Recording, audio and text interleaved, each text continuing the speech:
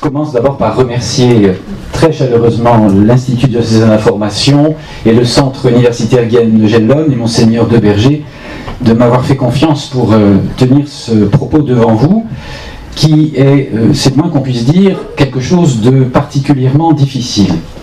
Car traiter de la perception de l'au-delà chez les philosophes contemporains, c'est profondément paradoxal. À la lettre, presque sans exagérer, on pourrait dire que ça consiste à chercher un objet qui n'existe pas.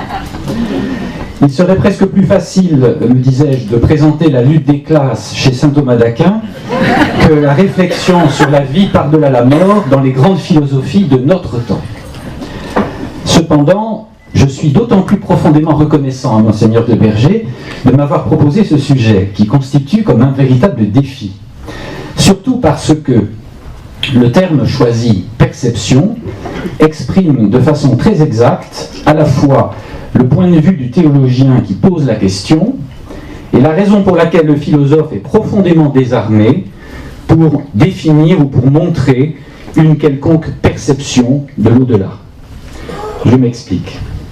Percevoir, c'est prendre connaissance directement d'un objet dont on sous-entend non seulement qu'il existe, mais qu'il était déjà là avant l'acte de l'apercevoir. En ce sens, toute perception enveloppe implicitement la reconnaissance que l'objet perçu préexiste et donc une affirmation de sa réalité. Si je vis l'expérience d'une perception qui se révèle après coup perception de quelque chose qui n'existe pas, d'irréel, je ne peux plus dire que c'est une perception, c'est une illusion ou une hallucination. Pour s'interroger sur la perception de l'au-delà, il faut donc être d'emblée dans la perspective du croyant, qui est effectivement celle du théologien, qui considère la vie après la mort ou le monde de l'au-delà comme une des dimensions de la réalité dans toute son universalité. Mais la philosophie, dans la mesure où elle est une recherche de la vérité qui ne s'appuie pas sur le donné de la foi, qui ne veut se fonder que sur les évidences de l'expérience humaine commune, accessible à tous, incroyants comme croyants, sur l'expérience que nous avons tous en commun du monde dans lequel nous sommes aujourd'hui, dans notre condition incarnée, la philosophie ne peut pas envisager l'au-delà comme étant d'emblée une dimension du réel, un aspect du réel dont il irait de soi qu'il existe une certaine expérience. Pour le théologien, la position de la réalité de l'au-delà repose sur la foi, c'est-à-dire sur une affirmation d'être qui se fonde elle-même sur l'adhésion à une parole, accueillie et crue comme révélation. Sur la base de cette parole et de ce témoignage, le regard de foi peut considérer comme existante une réalité qui n'est pourtant pas donnée dans une expérience directe. Or, le philosophe n'est pas du tout dans cette situation. Même si on l'interrogeait, non pas sur une perception, mais à la limite simplement sur une conception de l'au-delà, sur l'idée qu'il s'en fait, il commencera toujours par se demander s'il a le droit de former une conception, une idée, sur quelque chose dont la réalité ne s'impose pas à la conscience commune universelle, sur la base d'une expérience. Bref, par souci de rigueur et d'objectivité, la philosophie ne sépare jamais la validité d'un discours sur certains objets, par exemple la validité d'un discours sur ce qui relève de l'eschatologie, des fins dernières, de l'au-delà de la mort. Elle ne sépare jamais la validité de ce discours de la possibilité de justifier rationnellement la manière dont on accède à cet objet, la manière dont on entre en rapport avec cet objet, la manière de le rencontrer, pour s'assurer de sa réalité. Et cette exigence générale qui est propre à toute philosophie est devenue encore plus sévère et plus sévèrement valable pour les philosophes contemporains. Les philosophies anciennes, celles de l'Antiquité, grecques ou romains, celles des philosophes médiévaux, qu'ils aient été par ailleurs chrétiens, juifs ou arabes, les philosophies anciennes acceptaient volontiers des modes d'accès légitimes à certains objets qui n'étaient pas seulement la perception ou l'expérience directe, mais parfois le témoignage, l'autorité d'une tradition, comme par exemple lorsque Thomas d'Aquin cite saint Augustin en donnant à la parole d'Augustin une valeur probante, ou la simple démonstration logique abstraite. Mais depuis le XVIIIe siècle, et en particulier à la suite du courant empiriste en philosophie et de l'enseignement d'Emmanuel Kant, les penseurs modernes qui héritent de ce XVIIIe siècle ont adopté une attitude beaucoup plus sceptique et critique, qui consiste à restreindre les conditions de justification de l'objet à une expérience vécue, et vécue au sens d'un constat fondé sur la perception. Et cette perception, chez Kant, elle est même une perception sensible, donc elle fait appel à la rencontre perceptive, comme celle que nous faisons quand nous nous rencontrons les uns les autres dans cette salle. Cette attitude méthodologique fondamentale est devenue si générale que même un philosophe contemporain comme Jacques Maritain, catholique convaincu, néo-thomiste résolu et parfois même offensif, rejette vigoureusement le scepticisme critique des philosophes des Lumières, mais dans son œuvre, on a beaucoup de mal à trouver des textes qui traiteraient de manière descriptive ou affirmative de l'existence dans l'au-delà. On peut donc dire que si la philosophie du XXe siècle semble s'être détournée presque complètement de la pensée de l'au-delà, elle l'a fait en mettant à l'écart jusqu'à la question elle-même, loin de penser à chercher une réponse. Les raisons de cette mise à l'écart, à notre époque, sont multiples et, selon la phase historique envisagée, elles sont différentes. L'attitude intellectuelle majoritaire des philosophes contemporains à l'égard du problème de l'au-delà me semble déterminée par trois facteurs principaux qui ne sont pas tous du même ordre. D'abord, bien sûr, il y a l'origine de la pensée contemporaine dans le mouvement positiviste. Les origines positivistes, voire scientistes, de la conception moderne de la connaissance se retrouvent à peu près dans toutes les traditions de pensée du XXe siècle. C'est valable pour la phénoménologie allemande, puis française. C'est valable aussi pour la philosophie qu'on dit analytique, la philosophie du langage, issue d'auteurs comme Frege ou Wittgenstein. Et cette attitude d'extrême méfiance à l'égard de toute affirmation métaphysique, évidemment, a pénétré aussi à travers Heidegger tout un pan de la pensée française récente. Il y a aussi ce qu'il ne faut jamais minimiser pour le XXe siècle, l'influence, scepticisante, la stimulation apportée au scepticisme métaphysique par la double crise morale profonde qui a résulté des deux guerres mondiales. La crise morale profonde de la Première Guerre mondiale est très sensible dans les années 1920, où on n'ose plus tellement parler des questions liées à l'âme, et cette crise radicale de sens s'est encore aggravée après les crimes et les monstruosités organisées de la Seconde Guerre mondiale.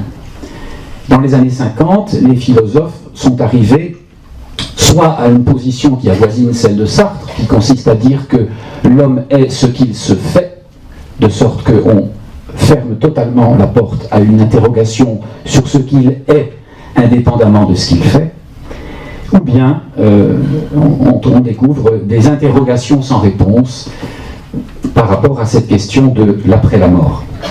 Ces trois facteurs ont convergé pour produire dans la mentalité philosophique actuelle un même effet, de rendre inutilisable, car désuète ou dépourvue de fondement, l'idée d'âme.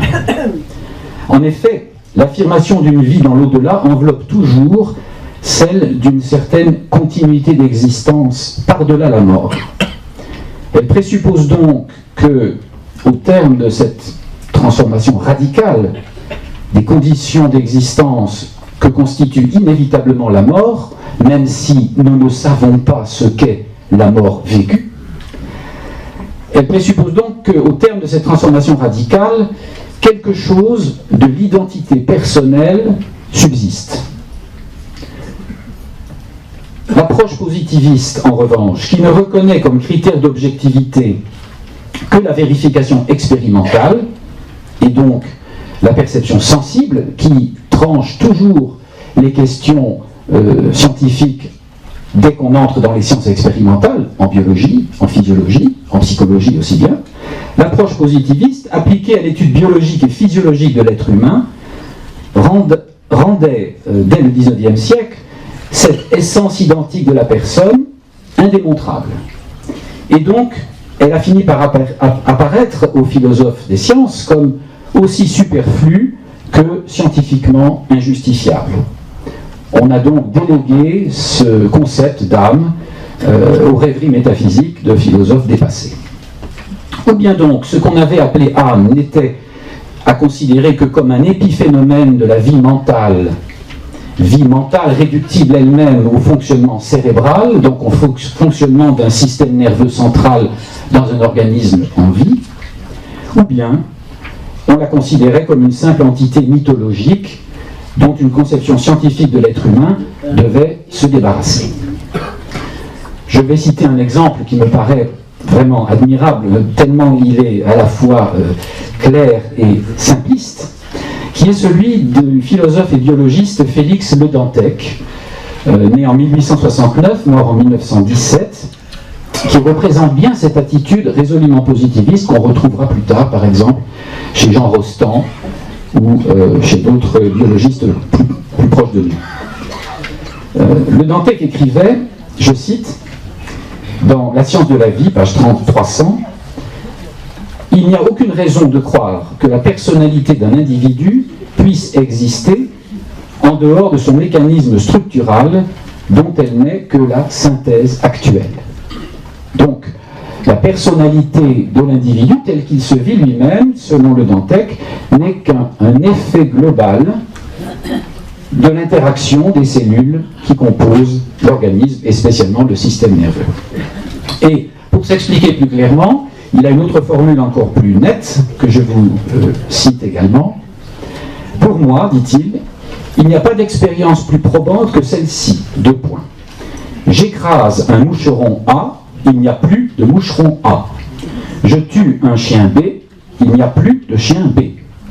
Tout être vivant mourra totalement. Moi, qui suis un être vivant, je mourrai totalement. Point, fermez les guillemets. Ça a le mérite d'être clair.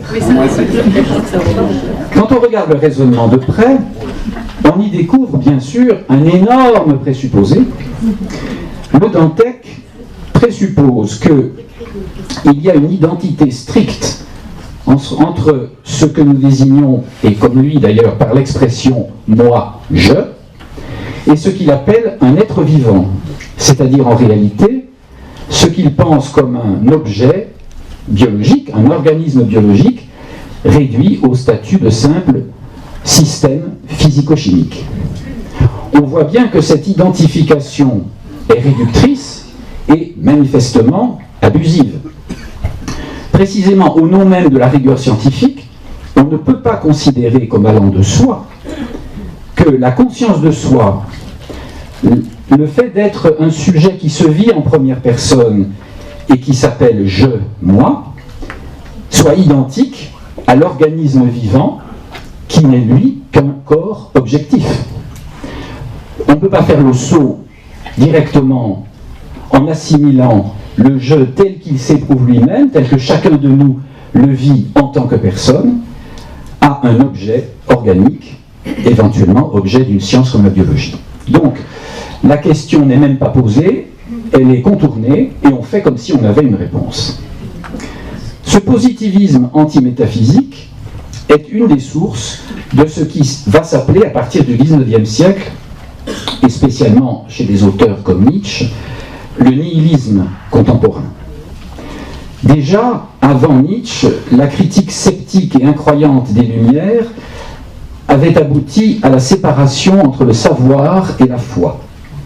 Dans son rationalisme qui a inspiré la plupart des grands mouvements philosophiques du XIXe siècle, Kant formalisait cette opposition entre le savoir et la foi. Tout savoir, selon lui, doit reposer sur la possibilité d'une expérience perceptive. Au-delà de ce qui peut être connu de cette manière, s'ouvrait le domaine de ce qu'il appelle le pensable, c'est-à-dire des suppositions concernant Dieu ou la vie future, que la conscience morale exige, mais dont il ne peut pas y avoir de vérification théorique en termes d'affirmation d'existence. Et donc l'existence de Dieu et la subsistance autonome de l'âme sont pour Kant des exigences de la raison morale, puisque nous postulons en quelque sorte que le mal doit être effacé et que le bien doit l'emporter. Mais ces exigences de la raison morale n'ont pas de contrepartie dans la raison connaissante qui peut affirmer qu'existe ceci Et au XIXe siècle, Nietzsche soumet cette philosophie morale de Kant à une critique encore plus radicale, si bien que ce qui pouvait encore rester d'un concept d'âme perd en philosophie toute espèce de crédibilité. Ça devient une idée, un concept flottant qu'on n'ose plus affirmer comme correspondant à une réalité. Au XXe siècle, enfin, les deux crises morales consécutives au massacre des guerres mondiales ont fait apparaître le thème, la recherche sur l'immortalité de l'âme, ce thème classique qui a traversé depuis l'Antiquité toute la pensée médiévale et moderne. Ce thème finit par apparaître comme un vestige dérisoire, un mode de pensée complètement désuet.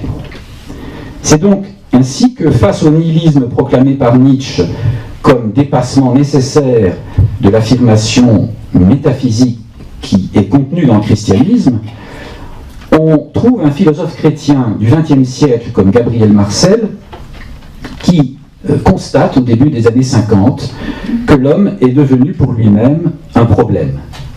Non seulement montre-t-il dans un essai intitulé « L'homme problématique », non seulement cet homme ne sait plus ce qu'il vaut, quel motif il pourrait bien avoir de se respecter encore lui-même. Nous sommes en 1950, on vient de découvrir les camps de la mort, et le désespoir de la philosophie de l'absurde de Sartre et de Camus commence à s'étendre sur tout l'univers intellectuel européen.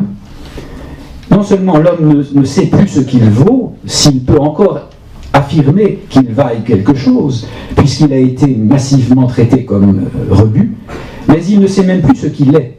Les notions traditionnelles, montre Marcel, qui servaient à définir l'humain, le corps, l'esprit, l'âme, apparaissent maintenant douteuses et impropres à concevoir ce dont l'homme s'est montré capable. C'est donc l'époque de l'homme problématique. Je vais citer un passage de cet essai parce que ce qui est intéressant, ce n'est pas seulement le diagnostic assez négatif mais lucide que dresse Gabriel Marcel, c'est aussi la manière dont il répond, dont il propose de réagir. Je cite, « Si nous savons de plus en plus de choses sur l'homme, nous sommes peut-être de moins en moins au clair sur son essence. Je serais même disposé à me demander si cette profusion des connaissances partielles n'est pas, en définitive, aveuglante. Je veux dire par là qu'elle semble bien exclure la possibilité de cette réponse simple et une, c'est-à-dire en somme de cette lumière à laquelle quelque chose en nous aspire invinciblement. Seulement, ce qu'il faut ajouter, c'est que, du fait même de cet accroissement ou de cette prolifération de la science positive sur l'homme, c'est la légitimité de cette aspiration à une réponse une qui tend à être mise en question. La tentation sera forte dans ces conditions de s'en tenir au positivisme qui déclarera non pas même insoluble, mais même vide de sens ces questions fondamentales sur l'essence ou sur la destinée de l'homme, auxquelles la science ne peut apporter aucune réponse. Et il ajoute, cette tentation peut et doit être surmontée par l'acte même d'une liberté qui se reconnaît irréductible à toutes les données du savoir positif. Fin de citation. Le diagnostic de Gabriel Marcel est donc clair du côté de la prétention à connaître, à tenir un discours scientifique sur l'âme et sa subsistance, mais ce qui caractérise non seulement son attitude, mais l'attitude intellectuelle de tous les penseurs de ce milieu du XXe siècle, c'est que, tout en prenant conscience de ce vide métaphysique, le chrétien philosophe qu'est Gabriel Marcel ne réagit pas en philosophe au sens où cette réaction consisterait à proposer une conception plus profonde ou nouvelle de l'être humain. Il réagit en faisant appel à ce qu'il appelle l'acte même d'une liberté qui se reconnaît irréductible au savoir positif, c'est-à-dire qu'il fait appel à l'action éthique, à l'action morale. Et c'est le trait caractéristique de cette époque de nihilisme triomphant, de refus ou de désespoir à l'égard de la connaissance métaphysique qu'a été le XXe siècle. Abattu en quelque sorte ou désorienté par l'impuissance de la science et de la technique à empêcher la culture de mort et à donner un sens à la vie humaine, nos contemporains, je ne peux plus dire nos contemporains au sens strict, car nous sommes quand même en 2017, mais nos contemporains d'hier, des années 50, 60 jusqu'aux années 80, ont cherché la réponse dans l'action morale et politique. Faute d'oser affirmer la possibilité de transcender la finitude du corps, notre condition mortelle, et la finitude du mal, ils ont cherché le salut dans l'effort vers la justice. Et on retrouve le même trait jusque chez une philosophe aussi métaphysicienne pourtant, et même mystique, que Simone Veil. Je cite par exemple un passage révélateur, je crois, dans L'apesanteur et la grâce, qui sont, comme vous savez, un recueil de ses pensées consignées dans les cahiers qu'elle rédigeait à Marseille de 1940 à 1942. Elle écrit en particulier ceci: « Dieu et le surnaturel sont cachés et sans forme dans l'univers. Il est bon qu'ils soient cachés et sans nom dans l'âme. Autrement, on risque d'avoir sous ce nom de l'imaginaire. » Elle ouvre une parenthèse. Ceux qui ont nourri et vêtu le Christ ne savaient pas que c'était le Christ. Fermez la parenthèse. Sens des mystères antiques. Le christianisme, elle ouvre alors une parenthèse à nouveau, catholique et protestant, fermez la parenthèse, parle trop des choses saintes.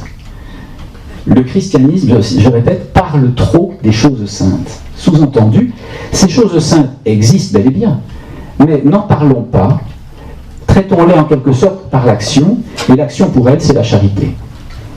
Un peu plus loin, on peut lire ceci: une science qui ne nous rapproche pas de Dieu ne vaut rien, mais si elle nous en fait mal approcher, c'est-à-dire d'un Dieu imaginaire, c'est pire. Fin de citation. Il faut donc bien reconnaître que la réponse par l'action morale et la charité a été la réponse chrétienne majoritaire chez les philosophes qui étaient aussi des chrétiens dans cette génération de l'immédiate après-guerre. Mais pour nous, cette réponse, au fond, quoique noble et infiniment respectable, ne répond pas à la question. Car la vraie question, celle dont on ne peut pas se détourner, la question urgente, à nous qui devons si souvent laisser partir des êtres chers, et qui savons qu'un jour nous partirons nous aussi, c'est évidemment de savoir si, de l'existant personnel que je suis aujourd'hui, une identité subjective, un « je », peut subsister. Cette question, dans la mesure où elle porte sur la nature de l'être humain, à la fois comme organisme vivant et comme conscience subjective et affective, est une question pour le philosophe et pas seulement pour l'homme dans son action morale, éthique ou politique. Les sciences de la nature, et en particulier la biologie et la neurophysiologie, sont totalement impuissantes à traiter cette question, tout simplement parce que leur méthode propre, qui a sa valeur dans son ordre, rend impossible le traitement de cette question. Ce n'est donc pas à une science de l'organisme humain, et pas davantage à une science comme la neurophysiologie cérébrale, de nous informer sur ce qu'il peut en être de l'âme, de cette identité subjective ou du je. Je voudrais citer à nouveau un témoignage qui me paraît très intéressant parce qu'il émane d'un médecin qui a lui-même été un médecin biologiste se définissant comme matérialiste. Il s'agit du docteur Paul Chauchard, qui participa au deuxième colloque, en 1967, au deuxième colloque de l'Alliance mondiale des religions, colloque qui a eu lieu les 7 et 8 janvier 1967, à l'initiative de Maryse Choisy. Le thème du colloque était la survie après la mort. Donc, notre thème. Et Maryse Choisy avait su inviter à ce colloque des représentants des grandes familles spirituelles, des grandes religions bien entendu, mais aussi des scientifiques et des philosophes. Et le docteur Paul Chauchard déclarait ceci, c'est le début de sa communication. Que peut dire le biologiste, ou plus exactement le neurophysiologiste que je suis, de ce problème de la survie après la mort? En fait, ne connaissant que la vie biologique, il ne peut rien en dire. Mais s'il ne peut rien dire de positif, il est tenté souvent par la tendance matérialiste à aller trop loin, et il pense que si la science ne peut rien dire dans ce domaine, c'est que précisément il n'y a rien, et que l'homme finit totalement à la mort. À l'inverse de bien des croyants, il m'est assez facile de comprendre les matérialistes athées qui nient la survie, car c'est un peu ma tendance spontanée, puisque jusqu'à l'âge de 30 ans, j'ai été matérialiste. Et par conséquent, Cette position qui scandalise souvent les croyants, l'idée qu'on puisse croire que tout finit à la mort, elle m'était en quelque sorte, et elle me reste un peu, extrêmement naturelle. Et puis il ajoute, et si je crois à la survie, malgré cela, ce n'est pas du tout par suite de réflexion philosophique, mais c'est à cause de cette grâce extraordinaire qui m'a été un jour donnée de me convertir au christianisme, c'est-à-dire de rencontrer le Christ et d'adhérer avec confiance à sa révélation. Je me suis alors trouvé avec ces deux positions apparemment contradictoires, mon matérialisme scientifique et ma foi chrétienne. Et ceci m'a demandé alors un travail considérable de réflexion pour accorder et situer les deux points de vue, car je n'avais aucune raison d'abandonner aucun d'entre eux. Situation extrêmement intéressante d'un conflit vécu en toute sincérité entre la raison scientifique et la foi. Et on voit bien que ce qui permet au docteur Chauchard de répondre en première personne à la question de la survie, c'est de s'appuyer sur sa rencontre vécue avec le Christ. Donc, sur un fondement à la fois mystique et théologique, et pas du tout, comme il le dit, sur un cheminement philosophique. Le cas donc confirme par la négative que cette certitude à l'égard de la vie après la mort reste hors de portée pour ce que notre époque a eu tendance à considérer comme le modèle standard de la connaissance rationnelle légitime. Je conclurai donc dans un premier temps qu'il n'y a pas de perception de l'au-delà pour la philosophie et la science contemporaine, ni d'affirmation claire, objective, de la réalité d'une existence par-delà la mort, dans cette perspective-là, du moins. Cependant, ça ne veut pas dire, bien sûr, qu'on ne rencontrerait chez aucun des grands penseurs de notre temps une réflexion sur la question d'un éventuel être par-delà la mort, ni non plus sur les conditions naturelles de la possibilité d'une survie. Nous allons donc voir que certains philosophes contemporains, sans aller jusqu'à l'affirmation, puisqu'il n'y a pas d'expérience, et que c'est l'expérience qui est leur critère de légitimité, vont néanmoins jusqu'à la recherche de la possibilité.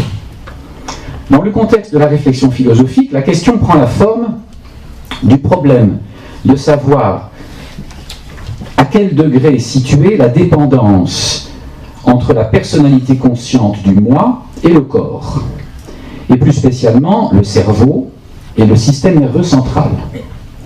Parce que les scientifiques et les philosophes occidentaux contemporains sont héritiers de Descartes, qui nous a appris depuis le début du XVIIe siècle, qui nous a en quelque sorte fait acquérir cette association, ce réflexe d'associer la vie de l'âme et l'exercice de la conscience.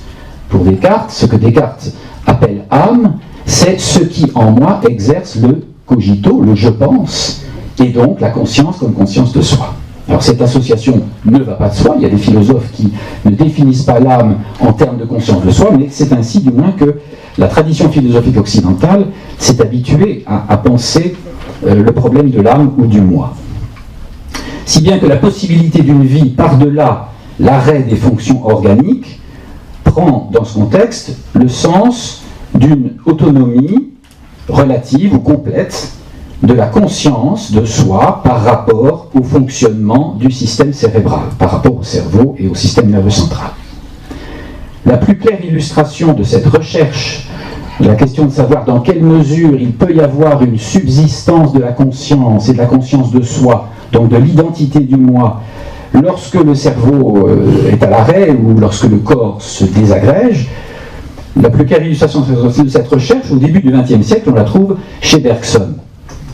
La méthode que pratique Bergson en métaphysique consiste à s'appuyer sur les résultats des sciences de son temps pour mettre en évidence ce qu'il appelle des lignes de faits. Des faits qui, en quelque sorte, sont cohérents les uns avec les autres et qui convergent dans une même direction sans pour autant imposer une conclusion. C'est cette convergence des lignes de faits qu'il mettait en évidence dans une conférence intitulée « La conscience et la vie », prononcée en mai 1911, conférence que vous pouvez lire encore aujourd'hui dans le recueil intitulé « L'énergie spirituelle ». Et voici ce qu'écrivait Bergson dans la toute dernière page, la toute dernière partie de sa conférence, à laquelle il a par la suite imposé le sous-titre « L'au-delà ».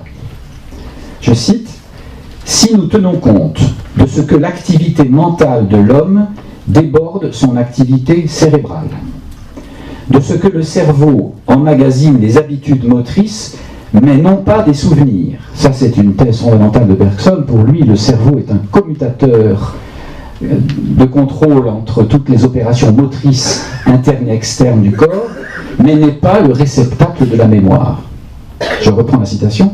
Donc, si nous tenons compte de ce que l'activité mentale de l'homme déborde son activité cérébrale, de ce que le cerveau emmagasine des habitudes motrices et non pas des souvenirs, de ce que les autres fonctions de la pensée sont encore plus indépendantes du cerveau que la mémoire, de ce que la conservation et même l'intensification de la personnalité sont dès lors possibles et même probables après la désintégration du corps, ne soupçonnerons-nous pas que, alors la formule est d'une prudence admirable, ne soupçonnerons-nous pas que, dans son passage à travers la matière qu'elle trouve ici-bas, la conscience se trempe comme de l'acier et se prépare à une action plus efficace pour une vie plus intense. Point d'interrogation. Cette vie, je me la représente encore comme une vie de lutte et comme une exigence d'invention, comme une évolution créatrice. On rejoint le contenu de certains témoignages. Il y a des choses à faire dans la vie de l'au-delà. Et Bergson était de cet avis.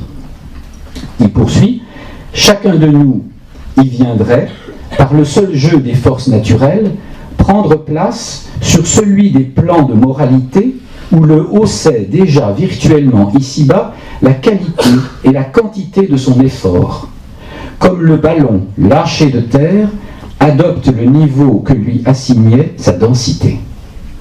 Ce n'est là, je le reconnais, qu'une hypothèse. Nous étions tout à l'heure, il ajoute, nous étions tout à l'heure dans la région du probable, nous voici dans celle du simple possible. Avouons notre ignorance, mais ne nous résignons pas à la croire définitive. S'il y a pour les consciences un au-delà, je ne vois pas pourquoi nous ne découvririons pas le moyen de l'explorer. Fin de citation. Alors, ce texte me paraît admirablement précis et symptomatique de l'attitude d'un scientifique philosophe prudent. Et en même temps, on voit bien que de sa prudence scientifique, il est un peu prisonnier. Il voudrait bien pouvoir en affirmer davantage, et donc il affirme sur le mode de la question à la forme interrogative. Ne soupçonnerions-nous pas que... Mais moi aussi j'ai envie d'être un peu plus affirmatif, et donc je vais dire un mot maintenant de la phénoménologie, dont le père a eu la gentillesse de dire que j'étais un spécialiste, ce qui serait vraiment très présomptueux. Il y a au XXe siècle une école de pensée qui n'est pas bergsonienne, qui a su, je crois, ouvrir d'une façon beaucoup plus solide un chemin vers le dépassement des préjugés positivistes dont la science moderne a hérité et dont malgré tout Bergson dépend encore. Cette école de pensée, c'est la phénoménologie, et la méthode phénoménologique mise au point par son fondateur Edmond Husserl et développée ensuite par certains de ses élèves.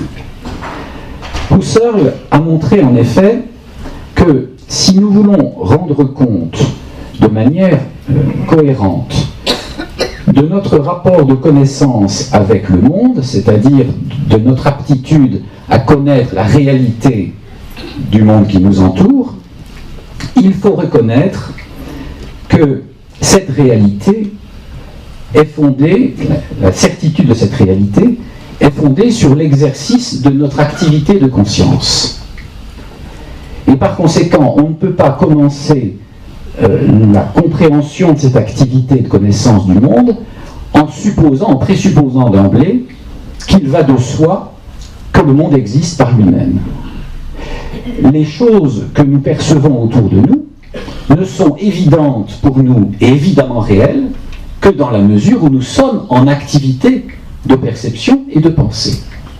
Donc la grande thèse de Husserl, c'est de nous rappeler toujours que tout ce dont nous avons raison d'affirmer l'être ou la réalité objective dans le monde, les objets de la science, ne sont pas indépendants de l'expérience de connaissance et de vérification, d'interrogation et de réponse que nous vivons.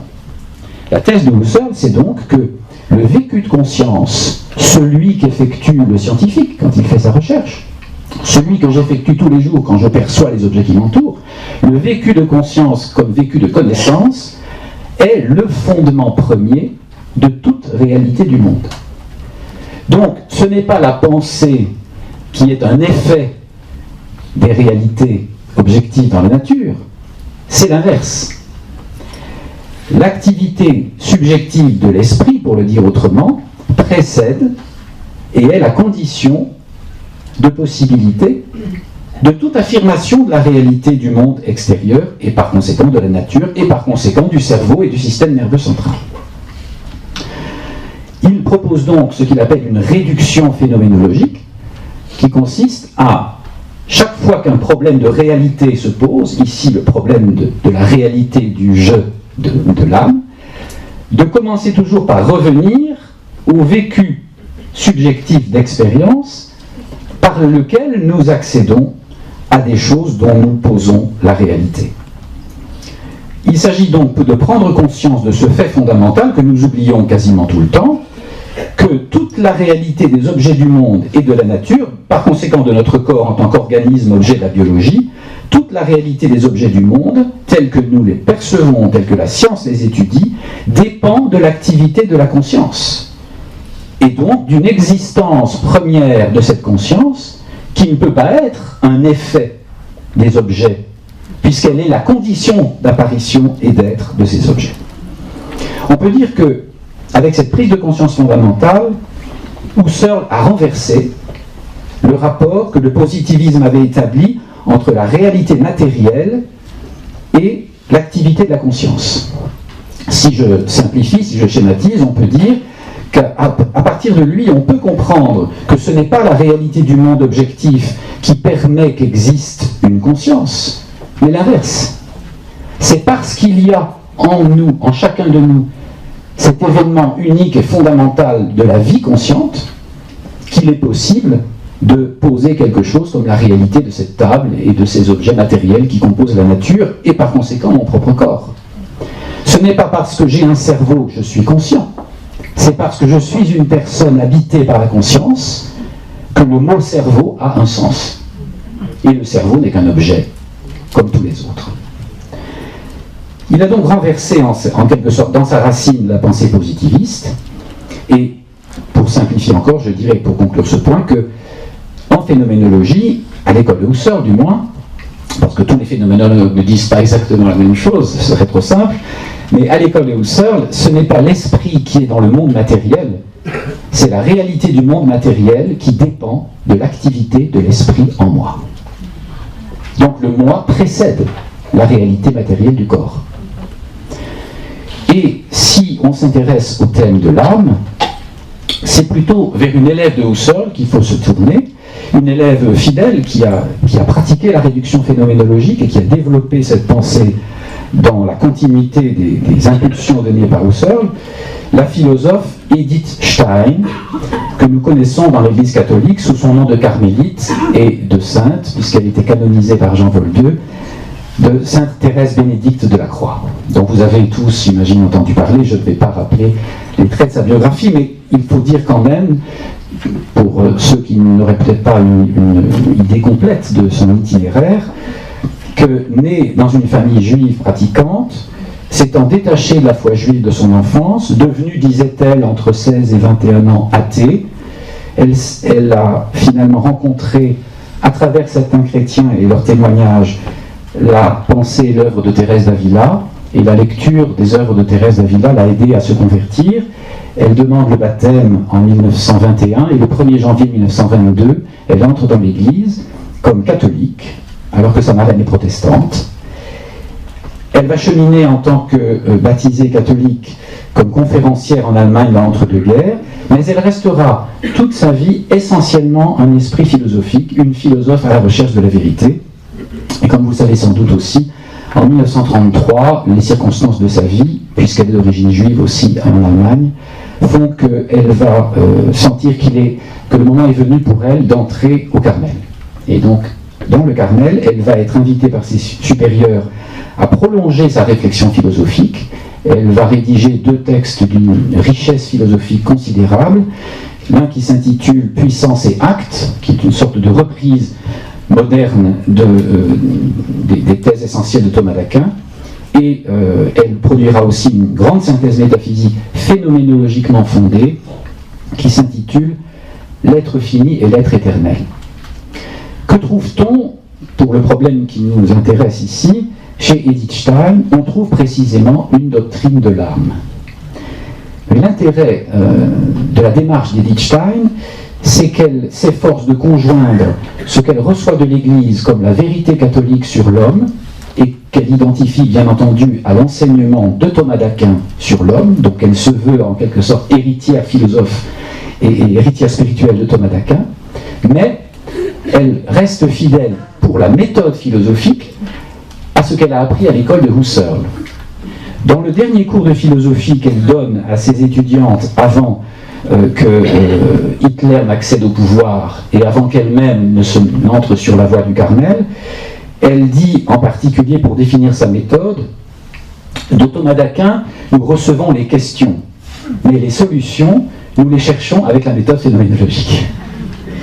Et le résultat de cette convergence, c'est qu'elle montre que la réalité de la personne que je suis, que nous sommes chacun d'entre nous, nous l'expérimentons sur le mode de la conscience de soi, mais que cette conscience de soi serait impossible s'il n'y avait pas un fondement, en chacun de nous, un fondement préconscient ou subconscient de cette conscience qui doit s'appeler tantôt l'identité subjective, tantôt l'âme. Une identité personnelle, donc, capable de traverser le temps, est, elle le montre dans ses textes, la condition absolument requise pour que nous puissions dire à chaque moment de notre vie « je ». L'identité du « je », formulée par la conscience, serait impossible s'il ne subsistait pas effectivement, en deçà de la conscience, un point d'unification qui traverse le temps, ce qu'elle appelle, en reprenant l'expression classique de la pensée thomiste, une âme substantielle. Il y a donc, en dépit de certains aspects plus sceptiques de la pensée de Husserl, en dépit surtout des développements que Heidegger donna à la phénoménologie au même moment, il y a chez Edith Stein la mise en évidence de la possibilité et de la nécessité de fonder la conscience sur une identité subjective qui précède, j'insiste encore, comme Husserl l'avait montré, qui précède la réalité du corps.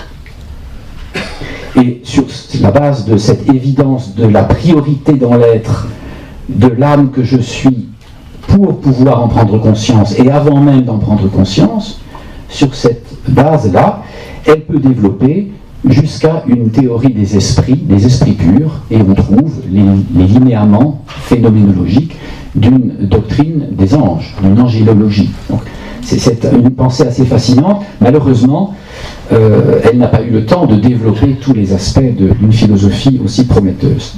Elle a ouvert en quelque sorte un chemin méthodique approprié à une problématique à la fois contemporaine et fidèle aux intuitions métaphysiques du christianisme. Cela dit, on voit bien quand on examine la façon dont travaille Edith Stein, devenue Thérèse Bénédicte de la Croix, que son développement philosophique dans Être fini, être éternel est très étroitement lié à la culture de la vie intérieure, donc à une spiritualité et à une expérience qu'on peut dire en partie mystique aussi. Le discours philosophique, je conclurai sur ce point, ce deuxième temps non exposé, le discours philosophique sur l'au-delà est donc, à notre époque, à l'époque contemporaine, assez restreint et limité dans ses possibilités, et on peut dire qu'il n'est pas encore en mesure de faire droit à un autre versant du problème, auquel les philosophes s'intéressent aussi, mais qui n'est pas encore vraiment pris en charge théoriquement, à savoir la réalité indéniable de certaines expériences vécues. Je pense évidemment au NDE ou ENI dont nous avons parlé tout à l'heure, dont plusieurs personnes manifestement ont connaissance, et je préférerais citer un témoignage de façon à montrer dans quelle mesure un phénoménologue peut accorder une certaine valeur d'objectivité à certains aspects de ses expériences. Et puis, bien sûr, si on parle d'expérience par rapport à une perception de l'au-delà, il est difficile de ne pas citer le témoignage d'André Frossard. Je terminerai donc par ces deux citations. Le docteur Pierre Jourdan, initié en quelque sorte à l'énigme des expériences de mort imminente, c'est-à-dire de ces expériences de vécu par-delà la mort cérébrale. Il faut préciser qu'on ne parle véritablement de MDI ou d'expérience de mort imminente, EMI, que dans les cas où médicalement, l'équipe médicale a toutes les raisons de penser que le cerveau est inactif. Et dans bien des cas aussi, la température du corps chute de telle manière que, en principe, physiologiquement, une conscience devrait être impossible. Et cette découverte, le docteur Pierre Jourdan, plutôt cet intérêt pour les expériences de mort imminente, le docteur Jean-Pierre Jourdan la doit à Raymond Moody. Vous avez certainement entendu parler de lui, ce cardiologue américain qui s'est intéressé à un moment donné au rapprochement, à la collection et à la comparaison de ces nombreuses expériences. Par rapport aux expériences de mort imminente, nous sommes aujourd'hui dans une situation totalement différente de celle qui concernait les philosophes du milieu du XXe siècle. Parce que depuis la fin des années 60, on peut dire que c'est par centaines, au pluriel, que l'on compte ces récits, ces témoignages, et la possibilité de les confronter. On est donc entré dans une phase d'études comparatives de ces témoignages, et ce sont ces études comparatives, la fréquence et la diversité de ces expériences, le fait que ces expériences ne sont pas nécessairement en correspondance avec les convictions métaphysiques ou religieuses des personnes qui les vivent, ce sont ces données qui font qu'aujourd'hui, on ne peut plus parler simplement de l'au-delà comme d'une hypothèse ou d'une possibilité métaphysique à la façon de Bergson. Il faut s'intéresser à l'idée qu'il puisse exister un vécu du processus de mort. Vécu du processus de mort, puisque, par définition, puisqu'il y a des témoignages, ces personnes sont revenues de cet acheminement vers une mort qui n'a pas été totale. La conséquence de cette comparaison et du grand nombre des expériences, mises en évidence par Raymond Moody tout d'abord et ensuite par Jean-Pierre Jourdan, c'est de faire ressortir certaines caractéristiques très fréquemment retrouvées dans chacune de ces expériences. Et cette convergence ou cette superposabilité, ces points communs entre toutes ces expériences sont d'autant plus significatifs qu'il s'agit d'expériences vécues évidemment de manière strictement solitaire. Il n'y a pas d'intersubjectivité de la conscience mourante. On peut donc être là devant le sentiment d'une sorte d'expérience au sens fort, c'est-à-dire de rencontre avec un réel, même si ce réel est repose strictement sur le souvenir subjectif d'une personne isolée. Je cite un cas assez caractéristique, me semble-t-il, que je prends dans un des chapitres du livre de Jean-Pierre Jourdan qui s'intitule, en anglais, il a choisi un titre anglais évocateur, Deadline, dernière limite. Page 190 de l'ouvrage. C'est le récit d'une personne qui témoigne de ce qu'elle a vécu.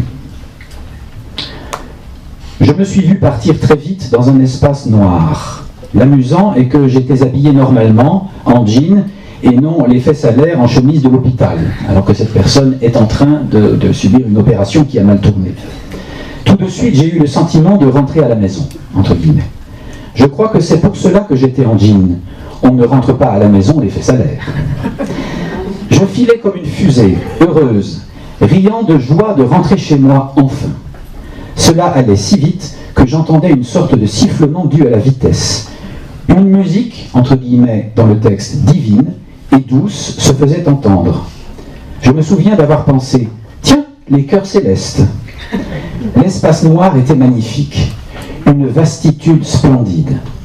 Très vite, je me suis retrouvé dans un espace inondé de lumière, une lumière très légèrement saumonée orangée, genre le soleil à peine couchant dans un nuage vivement éclairé, mais en plus lumineux, plus extraordinaire, plus chaud, plus brillant, plus tout. J'ai poussé une sorte de porte nuageuse ou pénétré dedans plutôt que poussé. J'ai perçu, vous notez, fugitivement mon corps devenir comme un filament bleuté, les yeux devenir immenses et noirs et ma tête ronde et transparente, genre bocal à poisson rouge. Mais ça n'avait aucune importance. Ce qui était important, c'était ce qui se dégageait de cette lumière. Un amour immense. Et elle ajoute, entre guillemets, qui m'a sauté contre. J'ai, entre guillemets, pensé, c'est donc ça l'amour ? La lumière m'a répondu, comme si elle s'amusait gentiment, oui, c'est ça, viens. J'ai plongé, et je me suis dissoute dans cet amour, lentement, en grandissant, comme si chaque cellule s'étalait avec peut-être une vague très validée de forme géométrique.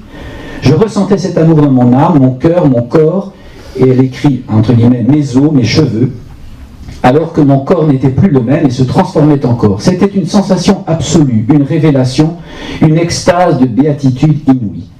Et plus je me répandais, plus je me fondais dans cet incroyable amour, plus mon corps se retransformait, devenait des myriades de petites cellules qui étaient chaque fois moi, complètement moi.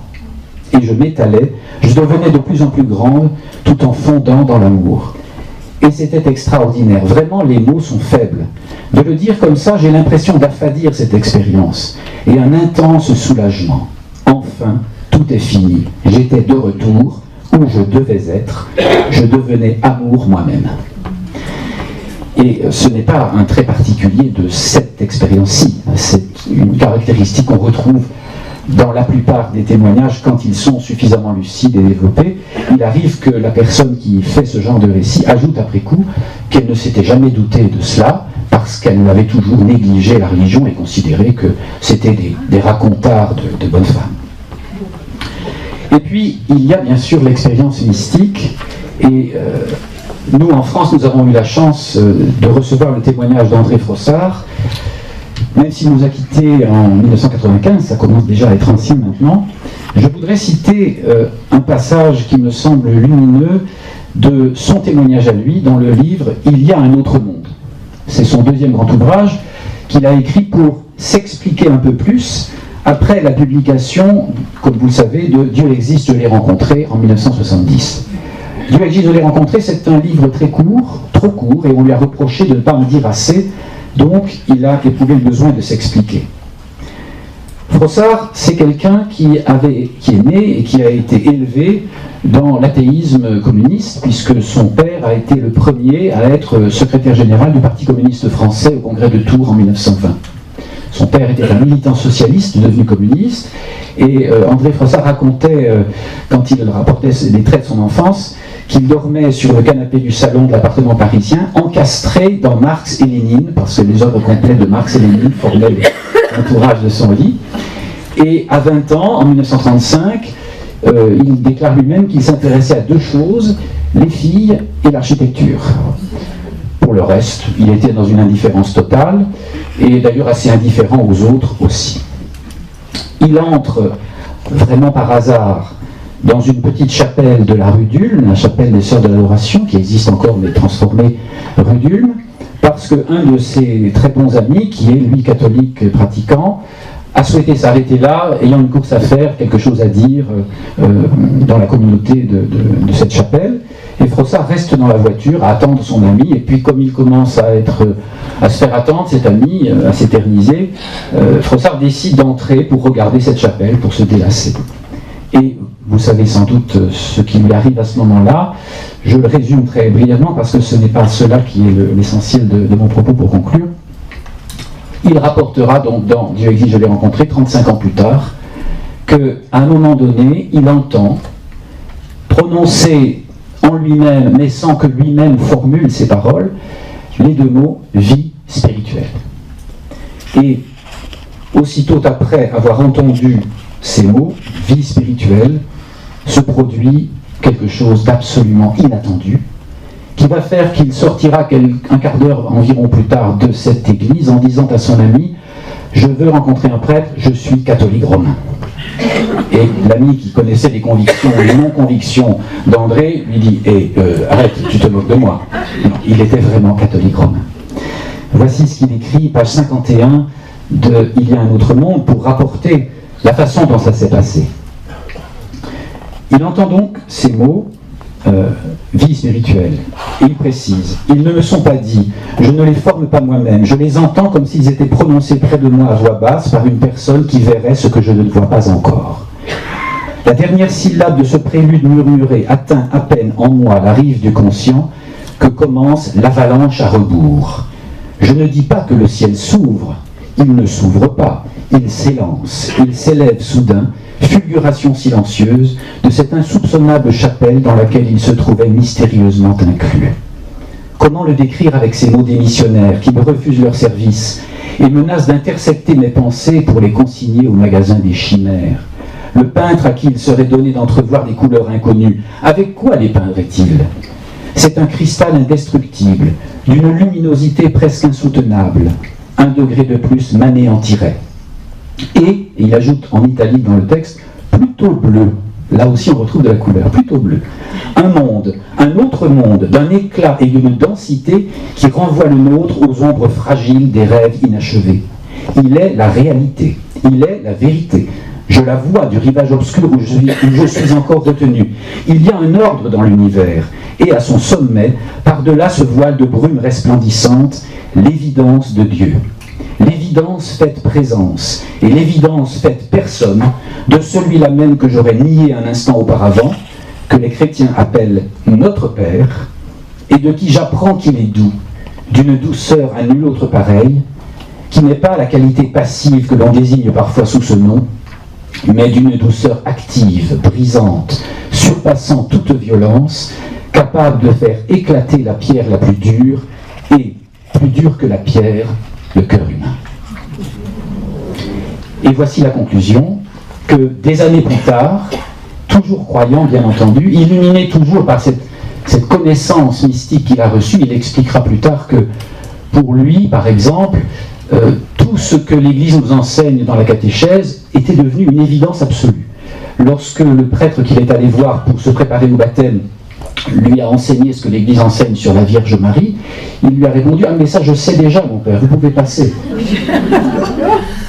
Et il me disait « Il n'y a qu'une chose que j'ai eu à croire sans la savoir, c'est le mystère de l'Eucharistie. Ça ne m'a pas été donné », disait-il.